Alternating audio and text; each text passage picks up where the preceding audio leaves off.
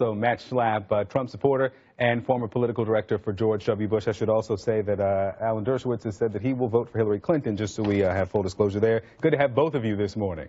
Great to be with you, Victor. Hey, Matt, I want to start with you. And if Donald Trump is really, guys in the control room, let's ready the May soundbite from West Virginia. If Donald Trump is really genuine when he says that this election is rigged, because we heard this claim from Trump during the primary, and this is what he said near the end of the primary fight. You've been hearing me say it's a rigged system, but now I don't say it anymore because I won. Okay? It's true. You know, now I don't care.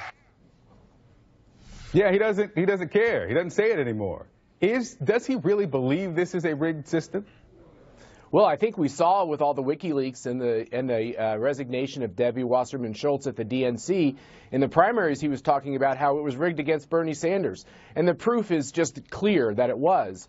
And I think a lot of conservatives and Republicans, Victor, across this country, when they turn on their television and go across the cable networks, they do see a bias in the coverage of this race. And there's been this moral decision that Donald Trump is unacceptable, and those who are going to support him, like myself, are somehow doing something bad for the country. And I think they see that in the coverage over and over again. They don't think it's fair. And so I think when he brings up the fact that the coverage of the Clinton scandals does not even come close to the coverage of these scandals within the Trump candidacy, I think they make a very fair point. All right. The point there you're making, though, is based on media. What Trump has tweeted out, that there will be large-scale voter fraud on Election Day, which is a very different argument. But let me come to you, Alan. What do you make of what we've heard and seen from Donald Trump in the last several weeks and what we saw there from him back in May? Well, I think this is a post-defeat election strategy.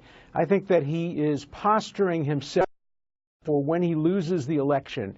He's going to be able to go around to his people and say, I'm not a loser, I'm a victim. Now, in terms of the media rigging, people have to listen to radio talk shows. I'm on radio talk shows all over the country because of my book, Electoral Dysfunction.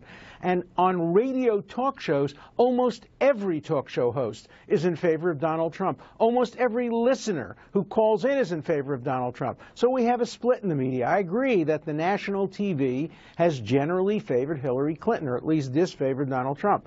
But radio talk has become a major influence in America, and that's highly biased toward Donald Trump. So I think what we're seeing is he's getting ready to lose, and he wants to lose in a way that allows him to claim victimhood rather than loser status, because it would be inconsistent with his brand to be a loser. Donald Trump said at the debate, Alan, earlier this week, that he's going to keep the country in suspense. I want to take you back to 2008 when Hillary Clinton had her own moment of keeping the country in suspense. It was June 3rd, the night that Barack Obama got all of the delegates necessary to get the nomination. And she knew when she took the podium that night that she had lost the primary fight. Some expected that she would at least acknowledge that. Here's what she said. Where do we go from here? And given how far we've come, and where we need to go as a party, it's a question I don't take lightly. This has been a long campaign, and I will be making no decisions tonight. She'll be making no decisions on that night. There really was no decision to make. She had her own moment of suspense there. Let me read for you what Hillary Clinton's supporter, Hillary Rosen, said about that moment. She had a chance to surprise her party and the nation after the day-long denials of any concession and send Barack Obama off on the campaign trail to the general election with the best possible platform. Instead, she left her supporters empty, Obama's angry, and party leaders trashing her. So she has her own history here with leading people in suspense after hearing the will of the voters. I think that's right. There's an enormous difference, though, between primaries and the ultimate election. We're talking about the President of the United States being certified by everybody short of the Electoral College. That comes later in December.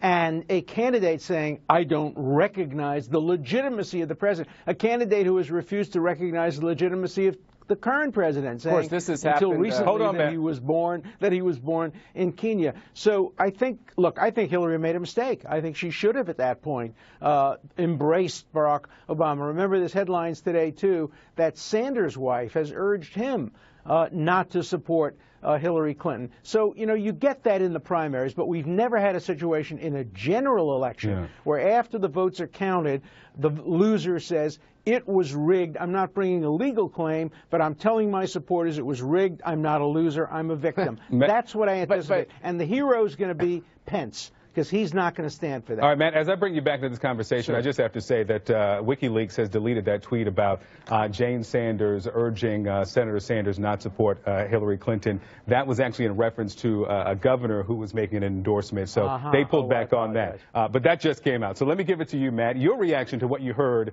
from Hillary Clinton in 2008.